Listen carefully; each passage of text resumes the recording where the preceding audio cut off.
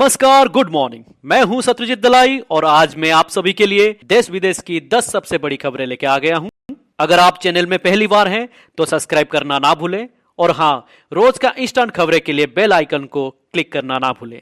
चलिए खबर की ओर बढ़ते हैं। आज दिन है 25 सितंबर 2025। आज का दिन का पहला खबर, मोदी सरकार का 10,90,000 रेलवे कर्मचारियों के लिए दिवाली बोनस का ऐलान। कैबिनेट बैठक में बिहार के लिए बड़ी घोषणा। प्रधानमंत्री नरेंद्र मोदी की अध्यक्षता में आर्थिक मामले में कैबिनेट मीटिंग में बुधवार को चुनाव राज्य बिहार के लिए बहुत बड़ी सौगात दी है। इसके साथ ही बैठक में कई बड़े फैसले को मंजूरी दी गई, जिसमें लाखों रेलवे कर्मचारी के लिए प्रोडक्टिविटी बेस्ट बोनस की मंजूरी भी शामिल है। केंद्रीय कैबिनेट की बैठक में बिहार के लिए जहां एक और 6,014 करोड़ रुपए की लागत वाले 2 बड़े बुनियादी ढांचा प्रोजेक्ट्स को मंजूरी दी गई है। दूसरी ओर रेलवे कर्मचारियों के लिए प्रोडक्टिविटी बोनस को मंजूरी दी गई। इसके अलावा सिपा बिल्डिंग के लिए नया रिफॉर्म लगा गया है, जो करीब 70,000 करोड़ रुपए का है। केंद्रीय मंत्री अश्विनी वैष्णव ने कैबिनेट बैठक में हुई फैसले के बारे में जानकारी दी। नंबर 2 में भारत बहुत महत्वपूर्ण भूमिका निभा सकता है। इटली के पीएम मेलोनी के बयान से ट्रंप हो सकते हैं परेशान। संयुक्त राष्ट्र महासभा के सत्र के दौरान भारत की भूमिका को लेकर अंतर्राष्ट्रीय स्तर पर सकारात्मक चर्चा तेज हो गई है। अमेरिका के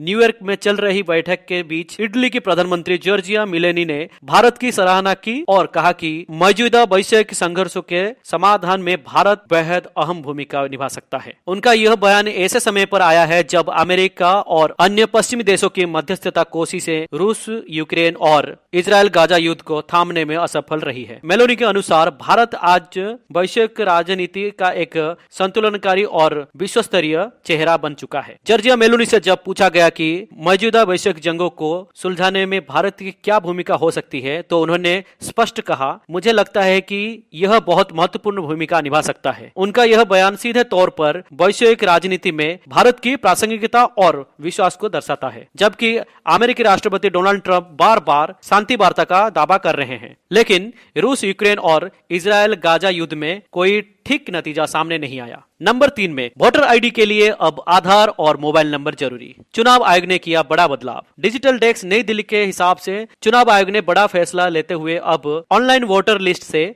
जुड़ी सभी सेवाओं के लिए आधार से लिंक मोबाइल नंबर अनिवार्य कर दिया है। यानी यदि कोई मतदाता नाम जोड़ना, हटाना या बदलाव करना चाहता है तो उसे आधार लिंक मोबाइल नंबर देना होगा। आयोग के अधिकारी ने बताया कि करीब 1 महीने पहले ही यह फैसला लिया गया था और आईटी विभाग इसे लागू करने की तैयारी कर रहा था। अब यह सिस्टम पूरी तरह शुरू हो चुका है। इस कदम के बाद बिना आधार के जुड़े मोबाइल नंबर के कोई आवेदन स्वीकार नहीं होगा। नंबर 4 में विदाई से पहले फ्लाई पास्ट में MiG-21 ने आसमान में दिखाया जलवा। वायुसेना चीफ ने भी भरी उड़ान। भारतीय वायुसेना के लिए एक दौर का अंत हो रहा है। मशहूर MiG-21 लड़ाकू विमान जो 62 साल से देश की रक्षा करता रहा, अब रिटायर हो रहा है। चंडीगढ़ एयरफोर्स स्टेशन पर बुधवार को फुल ड्रेस रिहर्सल हुई, जो 26 सितंबर को होने वाले आखिरी विदाई का समारोह की तैयारी थी। इस रिहर्सल में MiG-21, जगुआर और सूर्य किरण एरोबेटिक टीम ने आसमान में शानदार फ्लाई फास्ट किया। वायुसेना प्रमुख air chief marshal AP Singh ने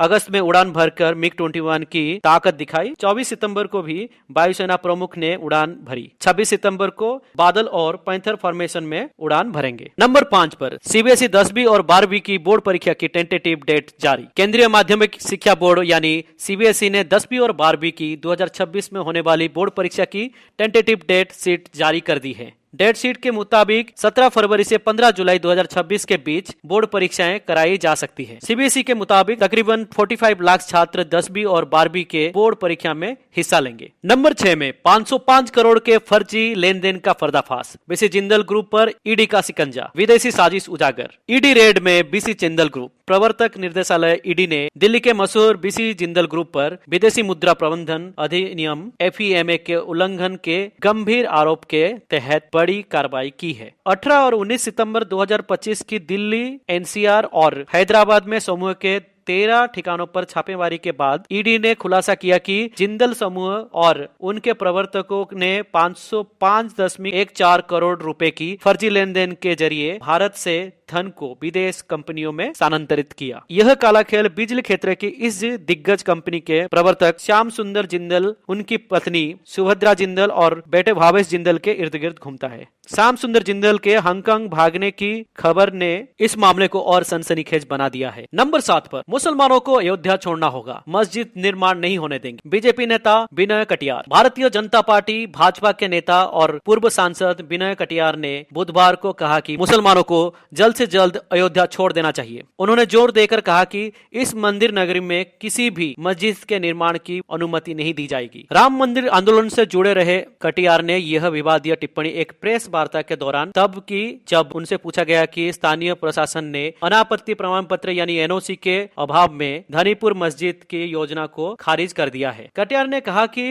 अयोध्या में बाबरी मस्जिद के बदले कोई मस्जिद या किसी अन्य मंदिर के निर्माण की अनुमति नहीं दी जाएगी। उन्होंने कहा कि अयोध्या में रहने वाले मुसलमानों को यहाँ रहने का कोई अधिकार नहीं है। हम उन्हें किसी भी कीमत पर अयोध्या से बाहर निकालेंगे और उसके बाद पूरे उत्साह से दिवाली मनाएंगे। कटियार ने कहा कि मुसलमानों का अयोध्या से कोई लेना देना नहीं है और उन्हें जिला खाली करके सरयू नदी के पार चले जाना चाहिए। नंबर 8 पर नए वकीलों को हर महीने 5,000 रुपए देगी बिहार सरकार। जाने कैसे करना होगा अप्लाई। बिहार चुनाव के पहले राज्य सरकार कई नई घोषणाओं का ऐलान कर रही है। ऐसे में बिहार सरकार ने नए वकीलों के लिए भी फैसला लिया है। दरअसल 1 जनवरी 2024 से राज्य में नामांकित हुई सभी नए वकीलों को 3 सालों तक हर महीने 5,000 का स्टाइपेंड देने का बिहार सरकार ने ऐलान किया है। इस राशि का भुगतान बिहार राज्य बार काउंसिलिंग के माध्यम से किया जाएगा। बिहार के उप मुख्यमंत्री सम्राट चौधरी ने इस फैसले को लेकर राज्य अधिवक्ता संघ की मांग पर नए वकीलों के लिए लाइब्रेरी स्थापित करने के लिए एक मुक्त 5 लाख रुपए की सहायता दी जाएगी। इसके साथ ही बिहार अधिवक्ता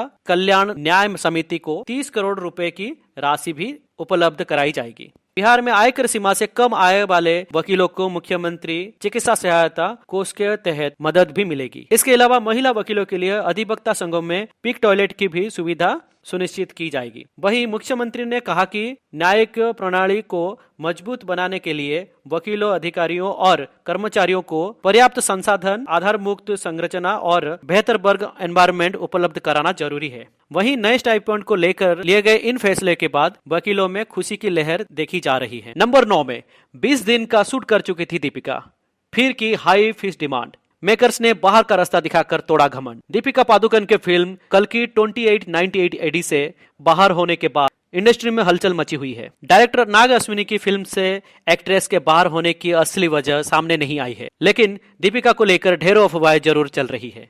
प्रोडक्शन हाउस बैजनी फिल्म ने एक्स पर एक ट्वीट कर दीपिका के कल की 2 में ना होने का ऐलान किया था। उन्होंने ये भी लिखा कि ये फिल्म कमिटमेंट और उससे कहीं ज्यादा की हकदार है। इसी लाइन ने सभी का ध्यान अपनी तरफ खींचा था।